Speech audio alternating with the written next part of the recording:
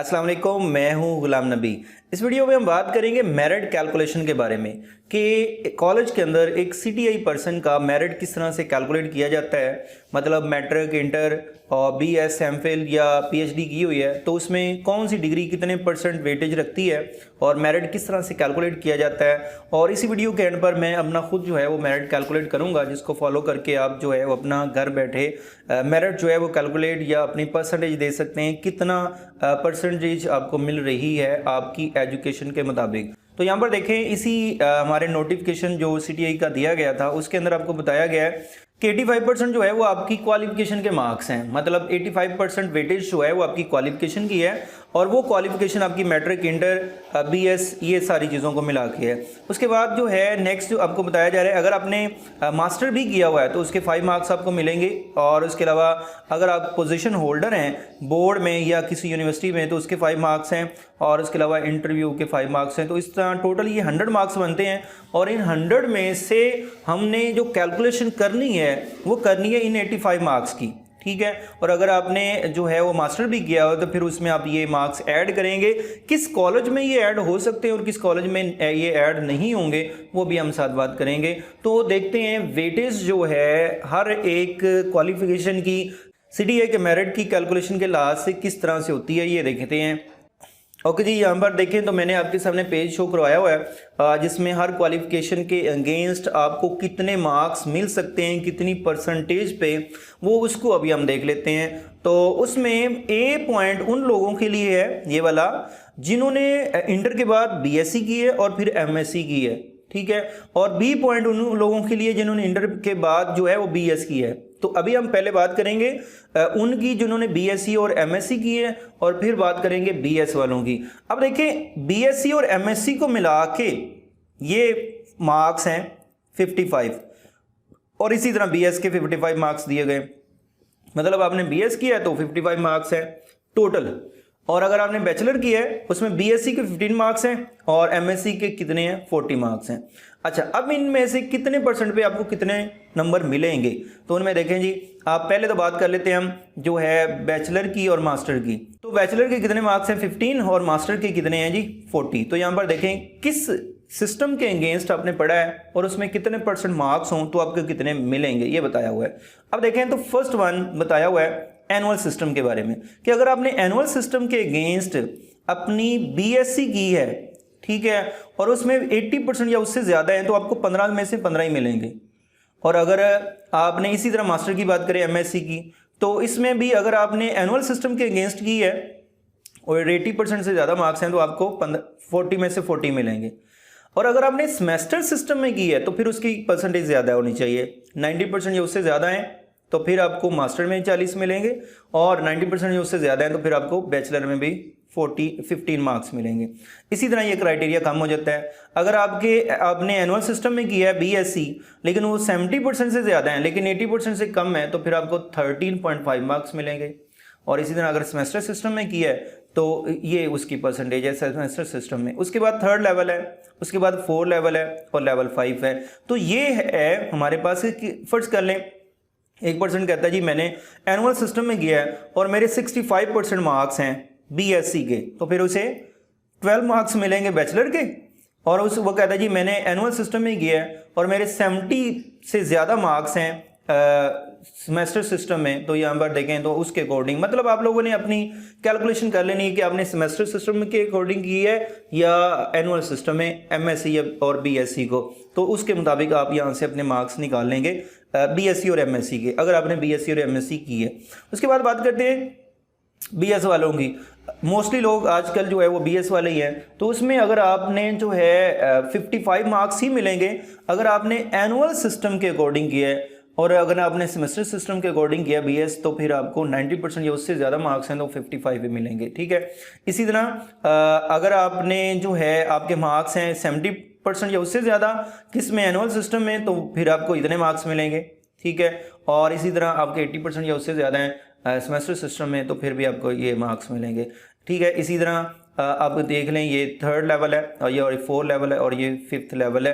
तो ये मार्क्स हो गए हमारे इंटर के बाद वाले बीएससी एमएससी के या बीएस के जो 55 हैं टोटल। उसके बाद अगर इंटरमीडिएट की बात करें तो इसके 15 वेटेज रखी गई है और 15 ही आपको मिलेंगे अगर आपके 90% या 80% से ज़्यादा हैं एनुअल सिस्टम में, 90% से ज़्यादा हैं सेमेस्टर सिस्टम में। और इसी तरह ये वेटेज अगर कम होती जा रही है, मतलब मार्क्स कम होते जा रहे हैं अकॉर्डिंग टू जो आपकी परसेंटेज है। उसके बाद मैट्रिक भी 15% रखी गई है और मैट्रिक में भी उसी तरह आप लोगों ने देख लेना है आपने कितने परसेंट आपके मार्क्स हैं और उसके अकॉर्डिंग आप यहाँ से अपने मैट्रिक के मार्क्स जो हैं वो निकाल लेंगे।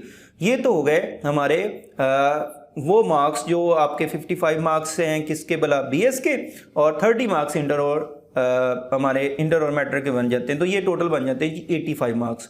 ये 85 मार्क्स तो क्लियर हो गए। अच्छा, उसके बाद अगर हम नीचे मूव करें तो आपको बताया हुआ है कि उन कॉलेजेस में अगर आपने अप्लाई किया है जिनमें BS की क्लासेस नहीं होती, तो फिर आपने अगर साथ PhD की हुई है तो फिर आपको 5 मार्क्स एक्स्ट्रा मिलेंगे, और अगर आपने MS या MPhil किया हुआ है तो आपको 3 मार्क्स जो हैं वो एक्स्ट्रा मिलेंगे उन कॉलेजेस में जिनमें BS क्लासेस नहीं होती। ठीक है। और उसके अलावा नीचे थोड़ा और भी आपको बताया हुआ है कि अगर आपके 5 मार्क्स पोजीशन होल्डर के लिए रखे हुए हैं, अगर आपकी फर्स्ट पोजीशन है बोर्ड के अंदर या यूनिवर्सिटी के अंदर तो 5 मार्क्स मिलेंगे, सेकंड पोजीशन है तो 3 मार्क्स मिलेंगे और थर्ड पोजीशन है तो 2 मार्क्स मिलेंगे। तो इस तरह 85 मार्क्स किसके हो गए? एजुकेशन के। ठीक है। 5 मार्क्स हो गए किसके? PhD के या MPhil के। कितने हो गए? ये 90 मार्क्स। 5 मार्क्स हैं पोजीशन होल्डर वाले, 95 मार्क्स, और 5 नंबर जो रखेंगे वो इंटरव्यू के। तो इस तरह सारी आपकी जो है वो कैलकुलेशन होनी है, ये आपका मेरिट बनना है। 100 में से जितने आपके मार्क्स बनते होंगे उसके अकॉर्डिंग आपका मेरिट बनेगा। अच्छा, अगर आपने ऐसे कॉलेज में अप्लाई किया जहां पर BS की क्लासेस होती हैं तो उसके लिए यहां पर आपको बताया हुआ है qualification marks criteria BS colleges, मतलब वो कॉलेजेस जिनमें BS की क्लासेस होती हैं तो उसके अकॉर्डिंग आपको यहाँ पर बताया हुआ है। मास्टर के टोटल 13 मार्क्स हैं। ठीक है। उसमें से आपको कितने मिलेंगे अकॉर्डिंग टू परसेंटेज यहाँ पर लिखी हुई है, ये आप लोगों ने देख लेनी है। और अगर आपने PhD वगैरह की हुई है तो यहाँ पर उसके अकॉर्डिंग आपकी मार्क्स की जो है ना वो डिस्ट्रीब्यूशन यहाँ पर बताई हुई है। यहाँ पर देखें तो PhD के 25 मार्क्स हैं, MPhil के 20 हैं, BS के 25, इंटरमीडिएट के 10 हैं, मैट्रिक के 10 हैं, मार्क्स ऑफ पोजीशन 5 रखे हुए हैं, इंटरव्यू के 5 रखे हुए हैं। तो इसके अकॉर्डिंग आप लोगों ने ये अपनी कैलकुलेशन जो है वो कर लेनी है। अब आपके सामने जो है मैं अपना क्राइटेरिया या अपना मेरिट बनाता हूँ और उसके अकॉर्डिंग देख लेते हैं कि मेरे मार्क्स जो हैं वो कैसे, उसी तरह हम फॉलो कर लेंगे। जैसे मैं यहाँ पर एक्सेल को ओपन कर लेता हूँ, माइक्रोसॉफ्ट एक्सेल को, और हम जो है वो कैलकुलेट करते हैं क्राइटेरिया अपना जो पे मार्क्स एंटर करते हैं और उसके अकॉर्डिंग जो है वो देख लेते हैं कितने परसेंट पे कितने मार्क्स मिलेंगे। अब माइक्रोसॉफ्ट एक्सेल के अंदर मैं अपना जो है खुद का मेरिट जो है वो कैलकुलेट करता हूँ और देखते हैं ये किस तरह से हम कैलकुलेट करेंगे। यहाँ पर हम लिख लेते हैं जी मैट्रिक। ठीक है। मैट्रिक के लिए मैं मैट्रिक लिख लेता हूँ और यहाँ पर उसके बाद यहाँ पर हम इंटर लिख लेते हैं। इंटर के बाद जो है यहाँ पर BS लिख लेते हैं। तो ये 3 डिग्रीज जो हैं इनको मैं कैलकुलेट करूँगा क्योंकि मैंने BS ही किया हुआ है। अब मैट्रिक में ऑब्टेन मार्क्स यहाँ पर लिख लेते हैं। फर्स्ट कर लें, यहाँ पर मैं ऑब्टेन मार्क्स के लिए लिख लेता हूँ और यहाँ पर मैं लिख लेता हूँ जी टोटल मार्क्स, और यहाँ पर मेरी परसेंटेज मुझे कितनी मिल रही है फर्स्ट कर लें इनमें से वो लिख लूँगा, और यहाँ पर फर्स्ट कर लें मैं मेरिट का एक कॉलम बना लेता हूँ। अब देखें तो मैट्रिक में फर्स्ट कर लें मेरे 88 मार्क्स हैं, 884 हैं, और इंटर में 897, और यहाँ पर अगर हम टोटल मार्क्स में आ जाएं तो यहाँ पर 1050 और यहाँ पर 1100 जो है। अब परसेंटेज मैं निकाल लेता हूँ कि कितने परसेंट मेरे मार्क्स हैं। तो मैं क्या करूँगा, इक्वल साइन और obtain marks divide by total marks, और इसको मल्टीप्लाई कर दूँगा 100 से। तो यहाँ पर मेरे पास ये जो है परसेंटेज आ जाएगी, मेरी 84% आ रही है मैट्रिक की, और इंटर की यहाँ पर मैं निकाल लेता हूँ आपके सामने। और उसके बाद हम देख लेते हैं जी क्या फार्मूला बन रहा है। 81% ये आ रहा है। अब देखते हैं, वापस जाते हैं उसी पेज के ऊपर, और मेरे मैट्रिक में 84 है। तो देखते हैं जी मैट्रिक 84, यहाँ पर आ जाते हैं मैट्रिक 84 एनुअल सिस्टम में मैट्रिक की है मैंने। ठीक है। और एनुअल सिस्टम में मैट्रिक की है तो 15 में से मुझे 15 ही मिलेंगे क्योंकि 80% से अबव है। तो यहाँ पर देखें तो मैं यहाँ पर वापस आ जाता हूँ एक्सेल के अंदर और यहाँ पर मैट्रिक 15 ही लिख लेता हूँ।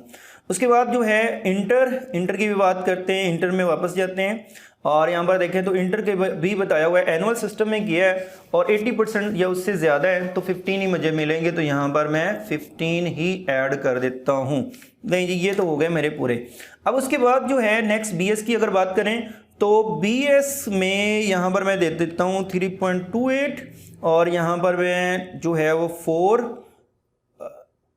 टोटल जो है वो 4 थी, CGPA होती है। ओके, अब इसकी परसेंटेज निकाल लेते हैं। परसेंटेज जो है obtain marks divide by total multiply by 100 और इसकी परसेंटेज हमारे पास आ रही है 82। ठीक है, अब देखते हैं 82% पे हमारे पास BS में सेमेस्टर सिस्टम 80 IIT से ज़्यादा ये लिखी हुई है, 80 IIT से ज़्यादा पर मिल रहे हैं 49.5। तो यहाँ पर मैं 49.5 जो है वो ऐड कर देता हूँ, तो ये 85 मिनट से मुझे ये वाले मार्क्स मिले। अब इनका मैं टोटल निकाल लेता हूँ। ठीक है, इक्वल साइन और उसके बाद जो है मैं इस सेल को ऐड कर देता हूँ, इस सेल को इसमें ऐड कर देता हूँ और इस वाले सेल को एंटर प्रेस करते हैं। तो ये मेरे पास आ रहे हैं जी 79.5, कितने में से 85 में से जो है इतने मेरा जो एग्रीगेट बन रहा है 85 में से।